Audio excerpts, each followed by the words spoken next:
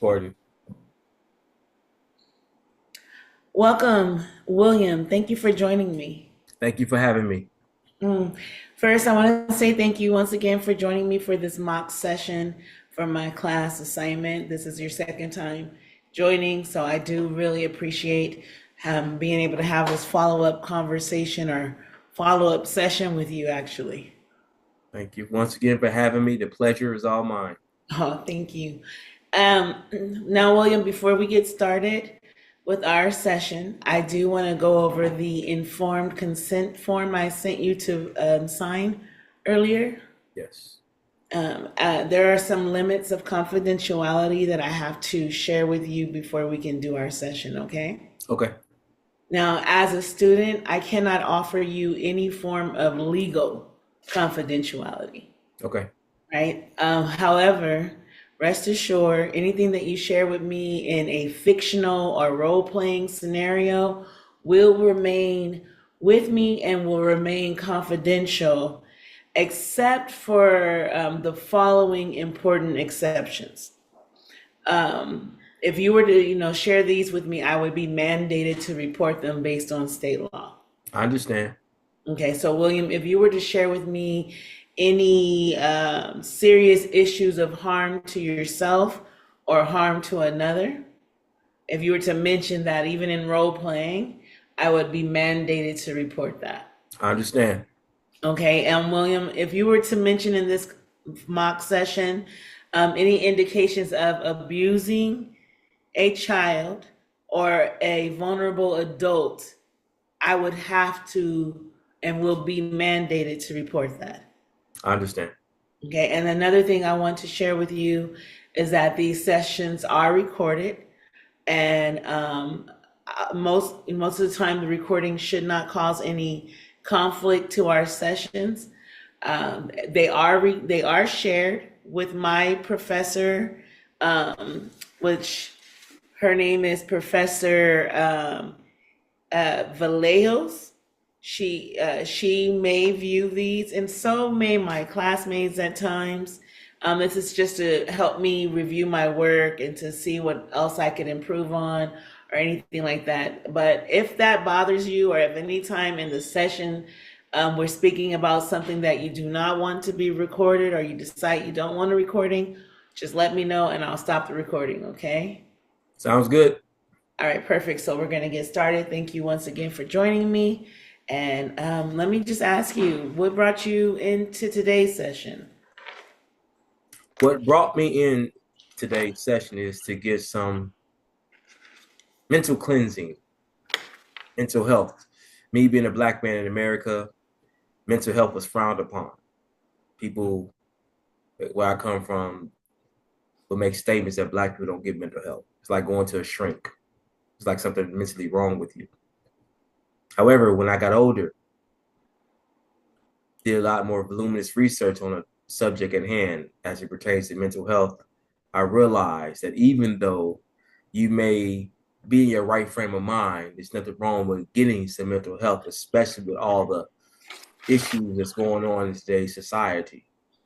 I think should be a mandate. It should be a classroom, to be a course on mental health that should be mandated in the institutions of higher learning throughout the nation.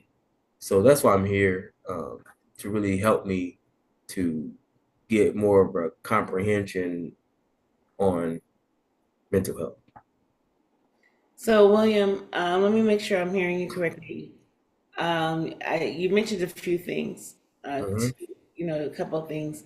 You mentioned that you were interested in coming to me today to learn about mental health, to gain some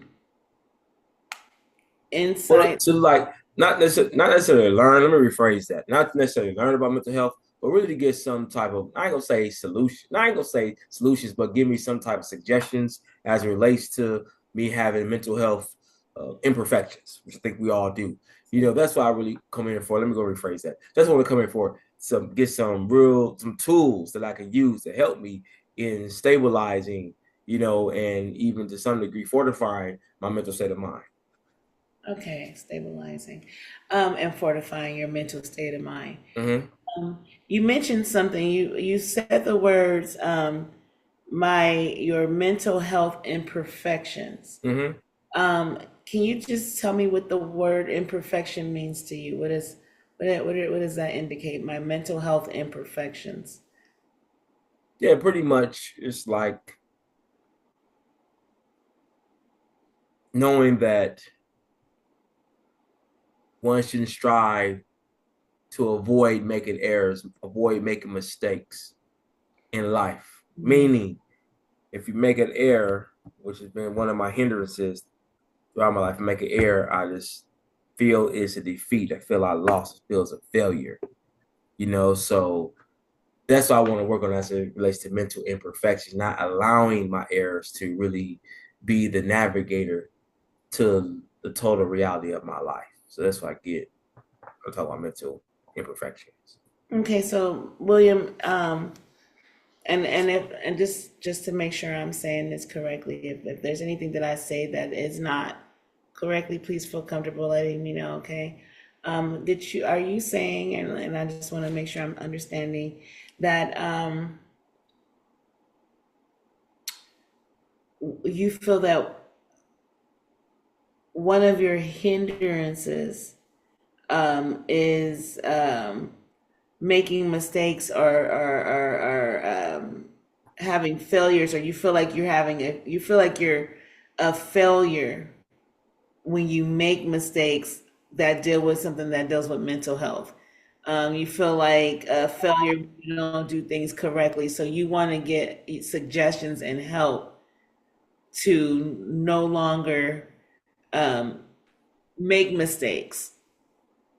Yeah, but just not to harbor on my mistakes, You want help not harboring. on the You're mistakes, looking for mental health suggestions that could help you learn how to handle mistakes. Yes, mistakes. exactly. Okay. Okay. I think I understand what you're saying. Okay. And let me ask you, how often do you feel like you're making mistakes? Like especially when it's something I'm new to, like I got a new job that I like. Uh, it's a job where I work with, so-called at-risk youth, and just going there, gotta walk a tightrope. You know, some anxiety kicks in, especially this is me working with children for the first time in my life, to where apprehension kicks in, nervousness kicks in. That leads to self-doubt, mental self-doubt. So I want to, when if I make an error, if I make a mistake, it's feel like, oh, it'll be eating up at me. It'll be eating away at me. I'll be thinking about it over and over and over again. So I just don't want, once again, the errors or the anxiety to take over my total existence that will lead to me making mistakes, which will lead to me looking at myself as a failure, which would lead to me not giving maximum effort, will lead to me not really living out the life to my fullest potential. Okay, so if I understand you correctly, you say that basically there's a cycle, a domino effect. The errors lead to the anxiety, which lead to more errors, which leads to more anxiety, which leads to you not even wanting to give your full potential. Mm-hmm. That's Mm. So accurate. the the anxiety, the fear of making an error already creates the anxiety. Then when you make the error, now the anxiety is perpetuated. Yes, First, it is. okay, okay. And how often would you say you feel like you make errors? Um, well, if I be honest with you, probably every day. Be Every honest with you, I make every. errors every day, and like I said, I want to come. What I want to get from you is the fact that everybody makes errors. I don't want to compare myself to other people. I think that's been one of my downfalls as well. Compare myself to other people, which I Mhm. think is an error in itself. So I would say every day, but I think we all make errors every day. But I would say really, if I would say hardcore errors where it eats up at me, I don't know, maybe real noticeable error. I don't know, probably like maybe 3 or 4 times, maybe 3 or 4 times a week, something like Three or that. four times a week. Yeah. Okay. And what does, let me ask you this, what does making an error mean to you? What does that mean to you? Well, when I was little, I was diagnosed with so many different learning disabilities that I think led to mental, I ain't gonna say disabilities, but mental hindrances. I was labeled ADHD. I was labeled dyslexic. I was labeled with anxiety. I was labeled what first spectrum autism. So these are all learning disabilities, which when I would read out loud with dyslexia, you was hear that I was having trouble reading, you know. When it come to ADHD, I couldn't stay still and I would lose attention, you know. So all these things, and especially my peers, laughing, ridiculing me, making fun of me, that kind of transitioned over into my adult livelihood, you Mm, know, to where it kind of, stabilized me to like if I would, make an error at a job, not I don't know, not counting the stock. I had a warehouse job and I would not count the merchandise and the inventory would be off by maybe five. And it's not really a big deal, but that'll be a big deal to me, especially if you had a very abrasive manager and they'll be eating up at me. You'll be eating up at me. It can lead to other things, as far as me not really in communicating as a child, it led to my young adult, me not being able to express myself. People like, man, hurry up, man, mm, get it out, when I'm explaining myself. Be as simple as paying a bill over the phone, not knowing the jargon, not knowing the terminologies that mm, certain companies have. You can tell they get irritated. And that my anxiety and all those other aforementioned learning disabilities, it will cause me to even make more errors. So I just shut down and not do it or refrain from doing things that take me out of my comfort zone. So I think I was able to explain it to yeah, you did. You did a great job actually you. explaining that. And I'm understanding from what you're saying to me is that the fear of making an error, Mm-hmm. the embarrassment of making errors, even though somewhere inside of you, you do acknowledge that everyone makes errors, but because you've been labeled and categorized with learning challenges already, when you make an error, it seems to be much more to you. It seems to mean much more to you. Now, let me ask you a question, just a reflection question. Do you feel the same way when someone else makes an error? Like, say someone else is five numbers off of their count. What does that mean to, what do you think about them when they make an error? Do you think of them as, oh, this must be a person who must be mentally challenged? How do you reflect on when someone else makes an error? Oh, no, I don't look at them as being inferior, or having mental defects. No, I don't. No, This is all predicated on indirectness. this is when It's you think of it's yourself, on this is just why I look at myself, self inventory, how I view yourself myself. It has nothing to do with looking at it. external things, Oh, externalness that happens outside of me. It's all predicated on the inner. so how you see yourself. So It's how I view myself. you're able to look at someone else have a challenge or make an error, and you can reason in yourself that this has nothing to do with them overall, right? That error that they made is separated from them as a person. You don't see them as their error. You're able to do that when looking at someone else, if I understand you correctly.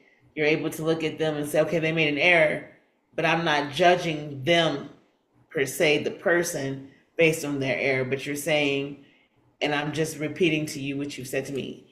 When you change that and reflect on yourself, when you make an error and Mhm. you do that, you give it a different meaning when you make an error. And when you make an error, the meaning changes for you. And that meaning now becomes something different. It means that you are mentally challenged and there's something wrong, or you have a intellectual challenge here. So the meaning of errors for you is different than the meaning of errors for other people. Yeah, that's precisely. I would say that's precisely accurate. Yes. Okay. Okay. And what I hear you saying is that you've come here today because you've recognized that you do want to work on that, right? You want to feel different about how you feel about yourself. You want to start to get the tools and the things that will help you work on yourself. And that because of what you experienced as a child, growing up with those labels, growing up with those things being categorized early on, or having such challenges in certain areas as a child, now when you have any challenges, even if they are a normal challenge maybe, or if even if it's a challenge that everyday people may have or another person can have, or it may not be a big mistake or a big error, but any error that you may face now always reflects back to you as those labels, or it always reminds you of the labels you were given as a child, and it just reaffirms to you or confirms to you that you are these things. That yes, see, there I go. I don't know this. I am this. I'm challenged in these areas. It just keeps confirming that to you. That's what you're experiencing. Yes, that's correct. That's accurate. Okay. Okay. And William, is there any times that um, are there any times that you have done things in your life that made you feel like, hey, I am smart, I am very intelligent? Is there any times in your life where you were able to do something like, are you, or do you feel like you're always, is your life just a pattern of errors? Or are there times in your life as well that you do see times that you do get it right? That you do, Yeah, that it, it's not always there. It's not always negative. I had some triumphs in my life, make no mistake about it. You know, and, mhm. and what meaning do you give those when you do triumph in your life, you are triumphant, and you do get it right, I would say, or you do not make an error, you do not make a mistake. What does your self image, what is the meaning? What does that meaning to your self image when you don't make a mistake? What does that tell you about yourself then? Well, I guess I'm a product of what they say. You need 17 positives to supersede one negative. Hmm. I think that's how it goes. Hmm. And I think I have been a product of that. With so much negativity in the world, especially in the Western hemisphere, there's negativities that's out there. And, when someone says something positive about you, it's kind of like overlooked or not really shown any type of attention that needs to be. So as you asked the question, I have done some positive things, some very good things, some very well accomplishments. Me winning public speaking competitions. That Hmm. was a positive accomplishment. Well, And with that, I felt good that day. But once, like I said, me not really being able to go back to my inner child and being able to rectify some of those negative oversights, that's been plagued into my mental Rolodex, then, that good feel good to be succeeded. It would be short lived. It wouldn't last that long. So yes, I've had some wonderful accomplishments I've done. And like I said, coming to you, I want to be able to focus pretty much on the positive, focus on the things that could go right, and do my due diligence to eradicate the things that are opposite of those positives. okay, okay. So I want to tell you thank you for just, laying it out for me that way. I really appreciate you sharing as much as you have. Hmm. What I hear today that we focused on some key things, uh, that the meanings that we give error, the what we attach, what we to how we define an error. It's different when someone else makes an error compared to when I make the error. I Hmm. I'm the what's the word?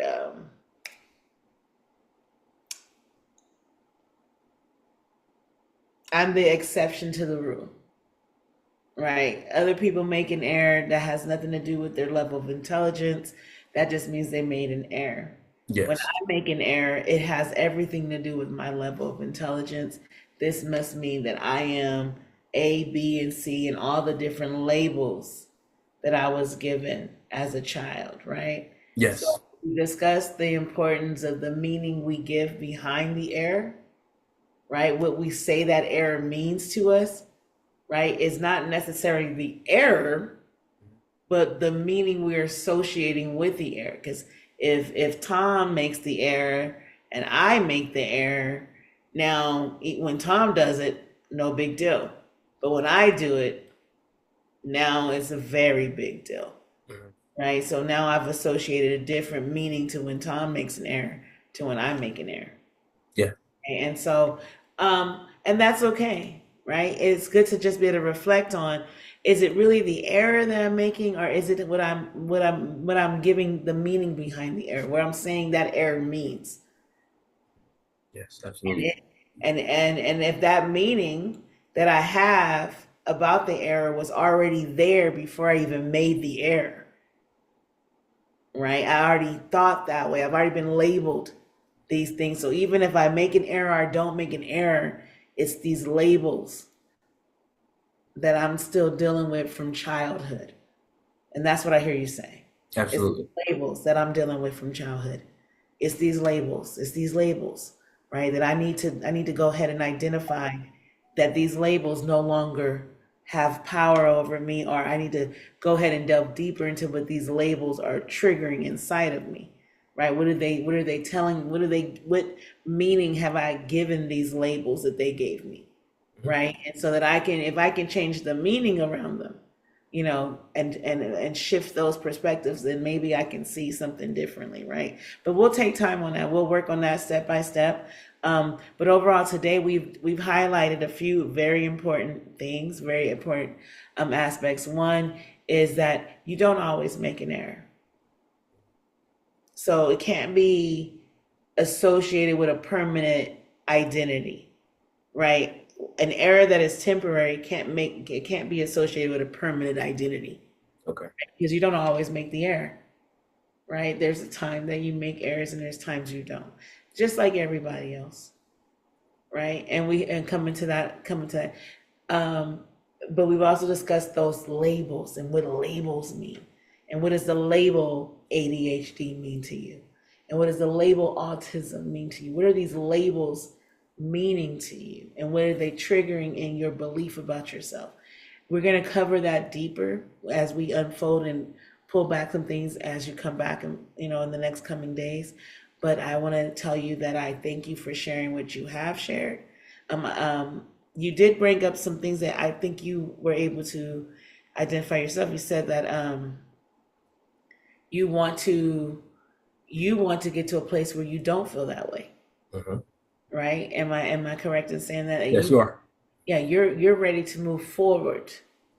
You're ready to examine further and then move past that. You're in a place in your life where this has played its part now.